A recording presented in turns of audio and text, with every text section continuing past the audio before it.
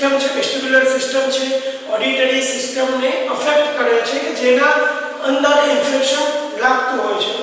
It is characterized by sudden and recurrent episode of dizziness, tinnitus and progressive hearing loss, usually in 1 year. એટલે કે ખાસ કરીને આની અંદર એક કાનની અંદર ગમે તે કાનની અંદર ડિઝીનેસ જોવા મળે છે. હિયરિંગ લોસ એટલે કે સાંભળવાની ક્ષમતા ઓછી થઈ જતી હોય છે. Meniere's disease is caused by dilatation of the swelling of the endolymphatic sac. Endolymphatic sac ની અંદર swelling એટલે કે સોજો આવતો હોય છે, affecting the drainage of endolymph or other tissue in the vestibular system in the inner ear. એટલે કે inner ear ની અંદર ટિશ્યુ ની અંદર જે વેસ્ટિબ્યુલર સિસ્ટમ છે એની અંદર ઇફેક્ટ થાય છે, ત્યાં સોજો આવતો હોય છે, which is responsible for the body's sense of balance. જેનાથી આપણને ડિઝીનેસ જોવા મળતું હોય છે, ચક્કર પણ આવતા હોય છે, હેડેક પણ જોવા મળતું હોય છે. It is named after the French physician Prosper Ménière, who first reported the vertigo was caused by inner ear disorder in an article published in 1861. એટલે કે 1861 ના રોજ એક ફિઝિશિયન, ફ્રેન્ચ ફિઝિશિયને આ મેનિયર્સ ડિઝીઝનો ફર્સ્ટ રિપોર્ટર એટલે કે જેનાથી આ ડિઝીઝના કારણે કાનના અંદરના ભાગની અંદર ઇન્ફેક્શન થવાના કારણે વર્ટિગો જોવા મળતું હોય છે, એટલે કે ચક્કર જેવું જોવા મળે, ડિઝીનેસ ફીલ થતું હોય છે. Next we have to discussion about the causes and risk factor. કયા કારણો છે કે જેના કારણે મેનિયર્સ નામની ડિઝીઝ જે છે આની અંદર જોવા મળતી હોય? તો ફર્સ્ટ છે એલર્જી. એટલે કે એલર્જી હોય, કોઈને કોઈ વાતાવરણ સિઝનલ ચેન્જીસ થતું હોય એના કારણે પણ થઈ શકે. Alcohol use, whose more consumption of the alcohol, બરાબર, જે વધારે પ્રમાણમાં આલ્કોહોલ લેતા હોય એના કારણે પણ થઈ શકે. ફેટિગ એટલે કે થાક લાગવો, વધારે કામ કરે એના કારણે થાકી જાય, રેસ્ટ પ્રોપરલી ન લે એના કારણે પણ થઈ શકે. રિસેન્ટ વાયરલ ઇન્ફેક્શન એટલે કે વાયરલ ઇલનેસ એટલે કે કોઈ વાયરલ ઇલનેસ હોય, ઇન્ફેક્શન ફેલાય હોય તો પણ થઈ શકે. Respiratory infection, upper respiratory infection હોય એના કારણે પણ આ મેનિયર્સ ડિઝીઝ થઈ શકે. સ્મોકિંગ, વધારે પ્રમાણમાં જે સ્મોક કરતા હોય, સિગારેટ સ્મોકિંગ કરતા હોય એના કારણે પણ થઈ શકે. સ્ટ્રેસ, વધારે પડતો ફેમિલી સ્ટ્રેસ હોય, સોશિયલ સ્ટ્રેસ હોય, પોતાનો બિઝનેસના રિલેટેડનો સ્ટ્રેસ હોય વધારે એના કારણે પણ થઈ શકે. Use of certain medication including aspirin. Aspirin નામની મેડિસિન જે છે વધારે કન્ટિન્યુઅસલી યુઝ કરવામાં આવે તો પણ થઈ શકે. Genetics may also play a role. એટલે કે જેનેટિકલી કોઈ વારસાગત કોઈ એવું રોગ થયેલો હોય આપણા મમ્મી પપ્પા અથવા દાદા દાદીને તો પણ આ થઈ શકે. Next we have to discuss about the clinical manifestation. એટલે કે ચિહ્નો અને લક્ષણો મેનિયર્સ ડિઝીઝની અંદર કયા કયા જોવા મળતા હોય છે. તો ફર્સ્ટ છે વર્ટિગો અને ડિઝીનેસ. ડિઝીનેસ, વર્ટિગો એટલે ચક્કર, ડિઝીનેસ એટલે કે આપણને કંઈક બેચેની જેવું જોવા મળે, આપણને સારું ફીલ થાય નહીં. સ્વેટિંગ, પરસેવો વધારે આવે, નોઝિયા, વોમિટિંગ જોવા મળે. હિયરિંગ લોસ ઓફ ડીફનેસ, બરાબર, એટલે કે ડીફનેસ આપણને સાંભળવાની ક્ષમતામાં ક્યાંક ઓછું સંભળાતું હોય એવું લાગે. ફૂલનેસ ઇન બોથ ઇયર એટલે કે બંને કાનની અંદર ફૂલનેસ, કંઈક આમ અવાજ ન સંભળાતો હોય અથવા કંઈક એવો વગાડ જેવું જોવા મળે કે જેની અંદર કંઈક સોજો હોય, આપણને એવું ફીલ થાય કે આપણને જે સાંભળવાની ક્ષમતા જે છે ઓછી થઈ ગઈ છે. ફોટોફોબિયા, હેડેક, માથું દુખે, ફોટોફોબિયા થાય, ટિનિટસ થાય. મેડિકલ મેનેજમેન્ટ, તો there is a no known cure for Meniere's disease, બરાબર, આની કોઈ પર્ટિક્યુલર એવી દવા નથી. એક સિમ્પ્ટોમેટિક ટ્રીટમેન્ટ આપવામાં આવતી હોય છે. Treatment is a aim of lowering the pressure within inner ear including antihistamines, anticholinergics, steroid and diuretics. Symptoms such as dizziness and vertigo may respond to meclizine and scloramine, sedative, hypnotics and benzodiazepines such as diazepam have a direct effect on the nerve control balance. એટલે કે જે વર્ટિગો આવે છે એના માટે nerve control balance કરવા માટે ડાયઝેપામ સેડેટિવ tablet medicine આપવામાં આવતી હોય છે. And its central connective of the brain. Antiemetic may be prescribed for nausea vomiting હોય તો એન્ટી ઇમેટિક ટેબ્લેટ આપવામાં આવતી હોય છે. In case of Meniere disease affect both ear, stimulatively the administration of the streptomycin intramuscularly can cure vertigo attack and hearing may also be spared. એટલે કે જો સાંભળવાની ક્ષમતા ઓછી થઈ ગઈ તો સ્ટ્રેપ્ટોમાઇસિન પણ આપવામાં આવે છે કે જેના કારણે વર્ટિગો અટેક થી પણ રિડ્યુસ થઈ શકે. Hearing aids may be needed for severe hearing loss. એટલે કે hearing aids એટલે કે હેડફોન કે આ બધી વસ્તુ જે છે એ યુઝ કરવામાં આવે કે જેના કારણે સાંભળવાની ક્ષમતામાં વધારો થઈ શકે, સાંભળવાની જે ક્ષમતા ઘટી ગઈ હોય એમાં ઇમ્પ્રુવમેન્ટ લાવી શકાય. A low salt diet to reduce fluid retention may also help. એટલે કે જે ફ્લુઇડ રિટેન્શન થયેલું હોય એને ઓછું કરવા માટે લો સોલ્ટ ડાયટ આપવી જોઈએ. એટલે કે salt restricted result in a decrease fluid accumulation in the inner ear. એટલે કે અંદરના ભાગની કાનના અંદરના ભાગની અંદર જે ફ્લુઇડ એક્યુમ્યુલેશન થયું હોય એને ઓછું કરવા માટે સોલ્ટ રિસ્ટ્રિક્શન ડાયટ આપવી જોઈએ. Reducing excess pressure on the nerve ending of balance and hearing. Smoking must stop immediately. જો જે પર્સન એટલે કે જે પેશન્ટને આ મેનિયર ડિઝીઝ થયું હોય ને વધારે પ્રમાણમાં સ્મોકિંગ કરતો હોય તો ઇમિડિયેટલી સ્ટોપ કરવું જોઈએ. Smoking constrict and reduce blood flow to the tiny blood vessels which nourish in the inner ear nerve ending. એટલે કે સ્મોકિંગ વધારે પ્રમાણમાં જો પેશન્ટ કરે તો શું થાય, કાનની અંદર જે ટીની જે બ્લડ નર્વસ સપ્લાય જે કરતું હોય, બ્લડ સપ્લાય જે કરે છે એ બ્લડ સપ્લાયની અંદર કે ક્લોટિંગ અથવા ઓબ્સ્ટ્રક્શન આવવાની શક્યતા છે. એટલા માટે તાત્કાલિક આવા પેશન્ટની અંદર who has a smoking તો first of all we must do stop the smoking. Caffeine and caffeine, tea and colas as well as chocolate must also be eliminated from the diet since caffeine excessively stimulate nerve ending. એટલે કે જે nerve ending અથવા નર્વને damage ન કરવા માટે caffeine પદાર્થ, T હોય, caffeine પદાર્થ હોય, ચોકલેટ હોય, આ તમામ પદાર્થ જે છે તાત્કાલિક સ્ટોપ કરવા જોઈએ, બંધ કરવું જોઈએ. Reasonable exercise such as a daily brisk walk will stimulate circulation help of blood flow. કાનની અંદર જે જગ્યાએ સોજો હોય, ઇન્ફેક્શન લાગેલું હોય તો એ બ્લડ વેસલ્સની અંદર બ્લડ ફ્લો સારી રીતે રેગ્યુલેટ કરવા માટે સામાન્ય એક્સરસાઇઝ કરી શકાય, જેવી કે ચાલવું, થોડી એરોબિક એક્સરસાઇઝ કરવી જોઈએ કે જેના કારણે બ્લડ સપ્લાય સારી રીતે કાનની અંદર થઈ શકે. A regular exercise program is also helpful. Regular જો એક્સરસાઇઝ પેશન્ટને સમજાવવામાં આવે ને પેશન્ટ રેગ્યુલર જો કરવામાં આવે તો એને બ્લડ સર્ક્યુલેશનની અંદર ખૂબ મદદ મળતી હોય છે, મહત્વનું એના શરીરની અંદર હેલ્પ થતી હોય છે. Next we have to discussion about the surgical management. તો first of all endolymphatic sac decompression. The endolymphatic sac decompression operation is performed by making an incision behind the inward ear and exposing the mastoid bone. Mastoid bone ની ત્યાં incision મૂકવામાં આવતું હોય છે endolymphatic sac ની અંદર. Number 2,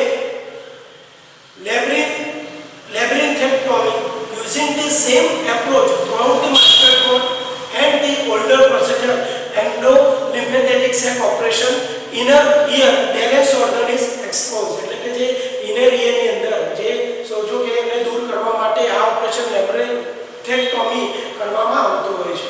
number 3, vestibular neurectomy. Vestibular neurectomy involves resection of vestibular nerve to elevated vertigo. Vertigo elevated થાય એટલે કે ક્યારેક આવે ક્યારેક ન આવે એના માટે વેસ્ટિબ્યુલર નર્વને રિસેક્શન કરવામાં આવે. રિસેક્શન એટલે રિમૂવલ ધી વેસ્ટિબ્યુલર નર્વ. આ નર્વ રિમૂવ કરવાથી જે એલિવેટેડ વર્ટિગો થાય એ ટોટલી સ્ટોપ થઈ જતું હોય છે. Number 4, cryosurgery method. A cryo probe is placed on the semicircular canal and subnormal temperature achieved which cause destruction of the adjacent lubricant tissue.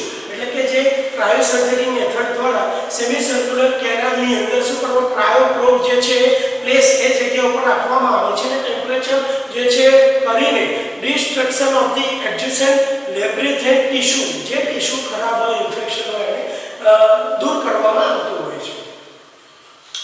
Now we have to discuss about the nursing management.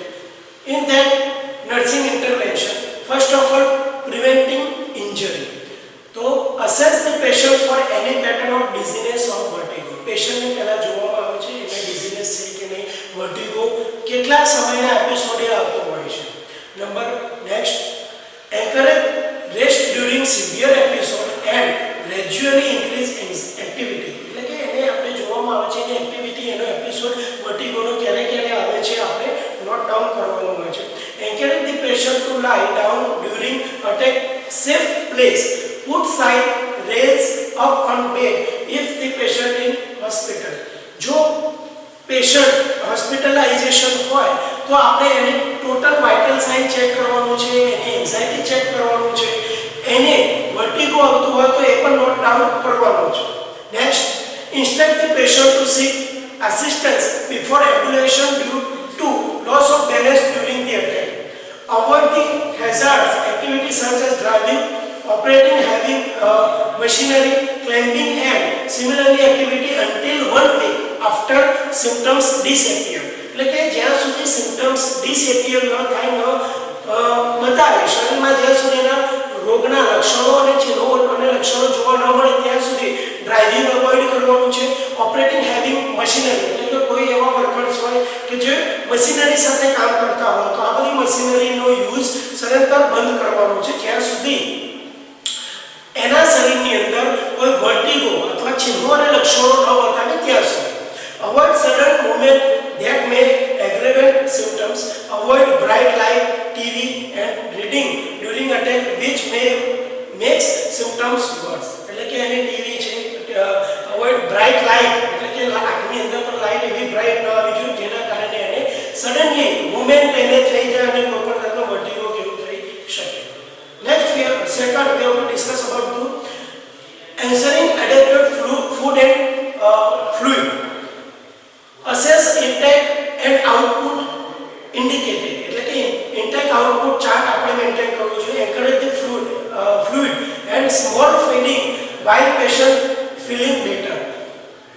Next, diets can include fresh meat, poultry, vegetable fruit, processed meat, canned fruits, monosodium glutamate tablets salt and light salt should be avoided totally. એટલે કે salt જે છે, મીઠું જે છે એનું જમવાની અંદર એટલે કે એના ન્યુટ્રિશનની અંદર સાવ અવોઇડ કરવાનું છે, રેસ્ટ્રિક્ટેડ સોલ્ટ કરવાનું છે અને એની સાથે સાથે જે પણ ફ્રૂટ અથવા ફળો, ફ્રૂટ, શાકભાજી હોય આ તમામ વસ્તુ ફ્રેશ યુઝ કરવાનું છે. Patients are advised to avoid caffeine, alcohol, tobacco as well as chocolate must also be eliminated from the diet, all the which can aggravate symptoms of manias. એટલે કે મેનિયાસના સિમ્પટમ જ્યાં સુધી પેશન્ટના શરીરમાંથી સદંતર બતાવતા બંધ ન થાય ત્યાં સુધી કોઈ પણ કેફીન પદાર્થ એટલે કે કેફી અથવા આલ્કોહોલ, ટોબેકો કઈ જ વસ્તુ લેવાની નથી. Encourage the patient to avoid smoking.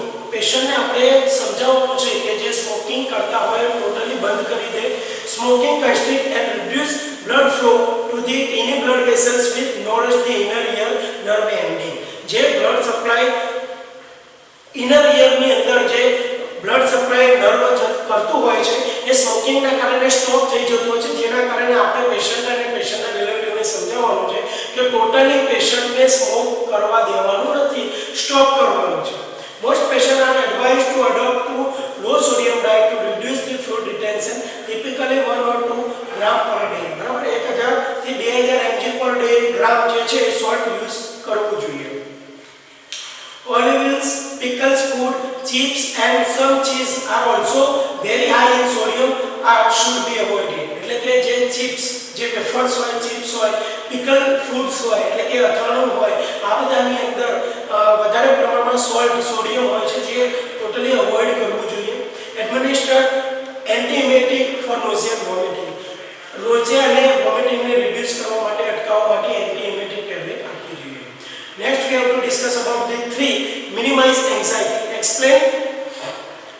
Physiology behind the vertigo and possible triggers, એટલે કે એવી પ્રક્રિયા આપણે એને સમજાવવાની છે, પ્રેરણા એને આપવાની છે કે ફિઝિયોલોજી એટલે કે પોતાના ફિઝિકલી માટે સારું રહે, એક્સરસાઇઝ થોડી કે જેનાથી વર્ટિગો ઓછું થઈ શકે, બ્લડ સર્ક્યુલેશન એના શરીરની અંદર સારી રીતે થઈ શકે. assist the patient to adjust activity to minimize the impact of vertigo, encourage the activity while vertigo is minimal and rest during acute attack, એટલે કે એને થોડી ફિઝિકલી એક્ટિવિટી માટે સમજાવવાનું છે જેના કારણે બ્લડ સર્ક્યુલેશન સારી રીતે થાય, એને બીજા કોમ્પ્લિકેશન થઈ શકે નહીં. Explain method to minimize symptoms during the acute episode such as a decreasing movement. Suddenly જો એવો એપિસોડ આવે તો એને તાત્કાલિક પોતાનું જે કામ હોય બંધ કરી દેવું જોઈએ, રેસ્ટ કરવો જોઈએ. Encourage the patient explain concept about the hearing loss. Hearing aid may be needed for severe hearing loss. જો વધારે સિવિયર હિયરિંગ લોસ હોય એટલે કે સાંભળવાનું સાવ બંધ થઈ ગયેલું હોય તો આપણે એને સાંભળવા માટે હેડફોન કે એવો યુઝ જે કરવું જોઈએ. Explain medication regain to help control symptoms. જે એના શરીરની અંદર જે પણ સિમ્પટમ્સ દેખાતા હોય એને કંટ્રોલ કરવા માટે ડોક્ટરના ઓર્ડર પ્રમાણે જે પણ મેડિસિન્સ લખેલી હોય એ એને એડમિનિસ્ટર કરવું જોઈએ. A regular exercise program is also helpful, એટલે કે રેગ્યુલર પેશન્ટ એક્સરસાઇઝ કરે એના માટે પણ આપણે એને એન્કરેજ કરવું જોઈએ. Responsible exercise such as a daily brisk walk will stimulate the circulation and help blood flow, એટલે કે ડેલી પોતે ચાલવાની પ્રક્રિયા એટલે કે રોજના અમુક ડોક્ટરના કીધા પ્રમાણે પોતાનું જે વોકિંગ જે છે રેગ્યુલર મેન્ટેન કરે જેનાથી બ્લડ સર્ક્યુલેશન બ્લડ ફ્લો સારી રીતે થઈ શકે. Teach stress reduction techniques such as a deep breathing, talking and asking question and distraction, એટલે કે જો એને સ્ટ્રેસ વધારે હોય તો ડીપ બ્રીથિંગ એટલે કે ઊંડા શ્વાસ લેવા માટે એને સમજાવવું જોઈએ, થોડું વોકિંગ માટે સમજાવવું જોઈએ, થોડું એક એને ગમે એવી એક્ટિવિટી એટલે કે બોલવાનું કહેવું જોઈએ, મન શાંત રાખવું જોઈએ, યોગા કરવા જોઈએ જેના કારણે એની એન્ઝાઇટી હોય સ્ટ્રેસ હોય ઓછું થઈ શકે. ટીચ સેફટી મેજર્સ ડ્યુરિંગ વર્ટિગો અટેક, એટલે કે જ્યારે પણ એને વર્ટિગો ચક્કર આવે આવું થાય તો આવા સમયે એને સેફટી મેજર્સ અપનાવવા જોઈએ, સાથે રાખવા